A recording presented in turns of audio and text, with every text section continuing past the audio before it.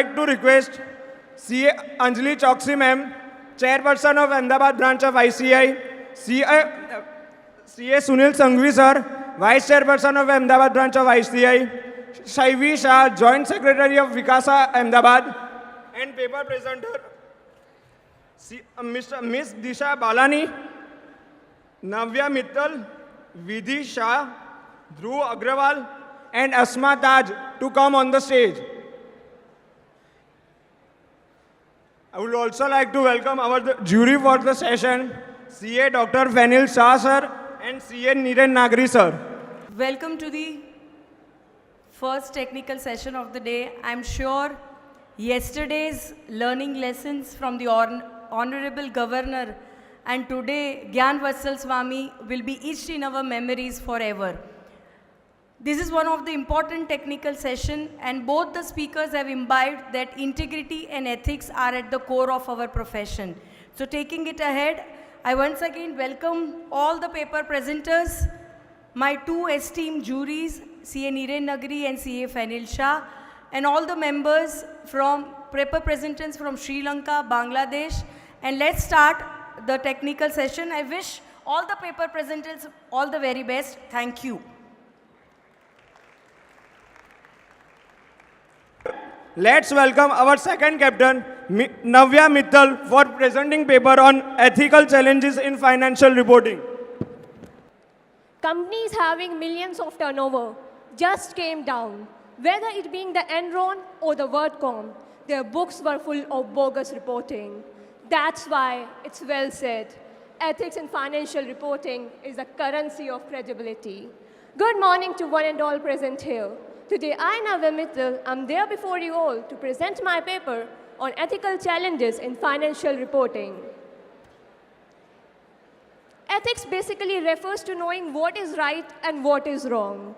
And financial reporting shows the financial status of an entity, whether it being through balance sheet, income statement, cash flow statement, or any other. My dear friends, I have a question for you all. Who is responsible to make the financials of an entity? Is it the management, auditor, stakeholder, or any other? Any guesses? Yes, your guesses are right. It's the management who is responsible to make the financials. But when the duties of making and auditing mainly lies on the shoulders of management and auditors, it is of utmost importance to know all the obstacles that we may face in this journey so that we can innovate ourselves and pass through them with flying colors. Here are some glimpses of that. These two words, ethical challenges, are not the challenges. They are the choices. Choices you would have to make at each and every level, at each and every step of letting it be a hurdle or a step to innovation. Going through some of the cases that are commonly observed during my presentation, a balance sheet was signed, but when a search was conducted at the party's place, the data was shared through mail. But surprisingly, what we find that the cash balance in the financials and in the data that was shared do not match. The cash, which closes at the end of each day, and it's not matching. This shows that there was some manipulation, and it is a clear-cut example of fraudulent financial reporting, which could have been done in three ways, whether it being the creative accounting, earnings management, or red traps.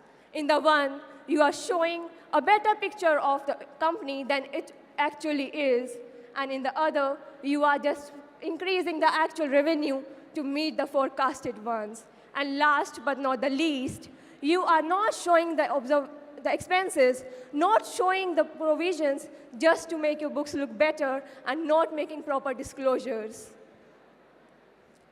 Another case that I have, a balance sheet was signed on 2nd of September, but the data was shared through mail on 15th of September. It's literally impractical to sign a balance sheet before even the data is shared. And these type of mistakes we should avoid because these mistakes are not mine, not yours. These are the mistakes by ICI. Who will be blamed is ICI, and we are the assets of it. SA 505 states, that external confirmation of debtors and creditors should be there on a file. And these small provisions you would have to follow while carrying out your professional journey.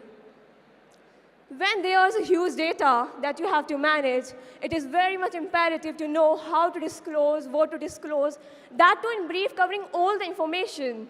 And learning that art is great. But when you under-disclose or over-disclose the information, you tend to mislead others. When you are under-disclosing, you are not showing the information that's essential for others to take the decisions. And when you are over-disclosing, you are adding too much into the mug that it overflows. And people are not able to notice the loopholes, the blunders that were committed in the entity. We all love our independence, isn't it? Yes. And when we talk about the independence between the auditor and the entity, there are thousands and millions of stakeholders who rely on our reports. These financials are not just few pages. It's a biography of the company stating its present, past, future. So we should be independent, holding their reliability and holding their trust. Do not breach them. When we fail to follow our principles, scandals like WordCom scam are not too far away, in which the retained earnings were shown as revenue and operating expenses were capitalized just for the personal benefit of few. Now, just imagine you are going to an audit in a real estate company, and you have in-depth knowledge of Company Act, Income Tax Act. But would it be enough? Would it be enough for you when you are auditing a real estate company? Certainly not. It won't be. Because you would have to have the knowledge of RERA, of Transfer of Property Act, ESIPF, guidance notes, and all the provisions that are included.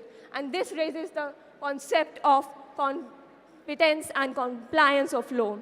You need to be complied by each and every law, whether it being the domestic one or international one, whether it being the Ind AS, IFRS, or any other, whichever is applicable on the entity. And you need to have that ability that you can take the decisions in the toughest situations. You have those skills, you have the knowledge that make you competent to be called a right professional, and you are the asset of our ICI. Point to be noted is that there can't be any common ground to provide services to all the entities. You need to have some knowledge of their business to provide the best of the services to them, to provide the things that they all need. AI has made our life so easier, isn't it? Just giving few commands and getting things done out of it. But one should not forget that confidentiality is something that we promise to our clients, and when we are using AI without giving a second thought, we are playing with the secrecy of the data, and we should be wise enough whenever we use it. Now, Enron scandal, one of the great examples which shook US, which shook in the world just due to some mistakes that were there. In Enron, mark-to-market approach was used. What was that? Whenever a new project was started, the earnings were recorded at the forecasted value, not the actual one. And the assets were recorded at the market value, not the book value, which led to a high rise in the income as well as in the assets, showing a better picture of the entity than it was. And when the projects do not show the income as expected, the assets were transferred to the SPV, that special purpose vehicles, also called SPE, special purpose entities. By that, they were able to gain the income out of it and not disclosing the losses. And second trick they played is that they were taking the loans in the name of SPV. That means that Enron's book was not having those losses or debts, and there was overestimation of profit in books of Enron and under-disclosure of all the loans and losses. This led to a great rise in the share price of Enron, which led to the profits for those who wanted it.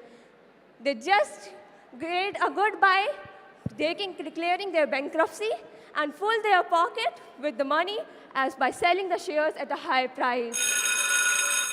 But surprisingly and very unfortunately, this wasn't possible just because of Enron. It was the joining of hands of both the Enron and the Artisan firm, that was providing the accounting services to them for so many years. This relationship led to a great blunder and gave us to a thought that what ethics need to be inculcated. Why we need ethics? It led to implementation of several laws, provisions. And let me tell you, if you are able to apply all laws, if you are competent enough, then you won't face these problems. But yes, if you are failing to, and your small mistakes may end up being creating a great big mistake and big blunders. As I said earlier, these are not challenges. These are just the choices that you all and me have to make. And what's the solution? It lies in the problem itself. Just by being independent, having full disclosure, professional competence, skepticism, confidentiality, following all the principles of accounting, and adhering to the code of conduct, and all the provisions, principles that are required for being a perfect, or not saying perfect, for being a good professional, that is very much essential. As a theme for the today say, Aarohan, we have to conquer the new horizons with integrity and innovation. So just innovate yourself, innovate for being a better person, innovate for being a better professional. And to conclude, I would just like to say, in everything you do, be wise and choose what's right. Thank you.